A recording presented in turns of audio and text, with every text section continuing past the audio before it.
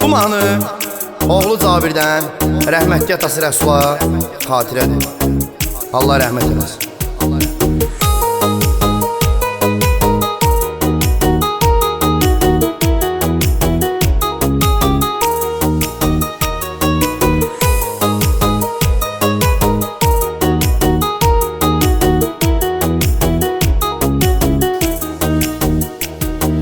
Qəfili gəldi əcəl itirdi səni, siyində məzarə götürdü səni.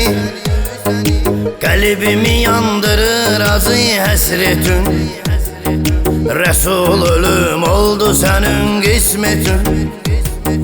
Sən oğul idin bax elə dağ kimi, anlayasıq əmbəsizi ağ kimi. Resul gözümüzün sen ağı qarası, sen şiridün kəlbətərli balası. Resul gözümüzün sen ağı qarası, sen şiridün kəlbətərli balası.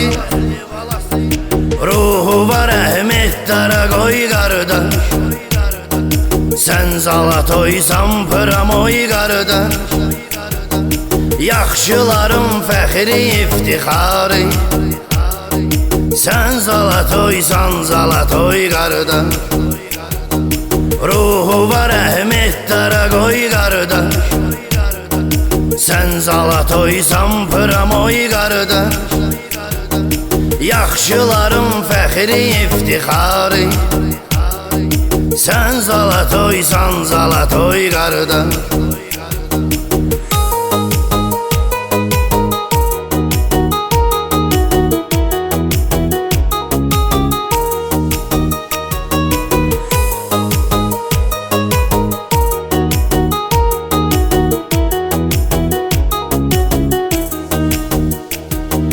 Lənətə gəlsin belə ruzigarı, yaxşıların dildə olur şuarı. Bir oğlum da var elə bir cabi, o da səndən qalıbdı yadigarı. Bir oğlum var fəxirdir, iftixardır, həyat zirvədir, o zirvədə qardır. Gözümüzün ağı qarasudur cabi, sən oğlundu bizə yadigardır. Gözümüzün ağı qarası cabi, sən oğlundu bizə yadigardır. Doğru yolun doğru kimi, ömür elədin oğru kimi. Sən zalatoysan zalatoy Resul, sən ürəkdəsən əmişə, düzdüyü tutmusan peşə. Sən zalatoysan zalatoy Resul, doğru yolun doğru kimi, ömür elədin oğru kimi. Sən zalatoysan zalatoy Resul,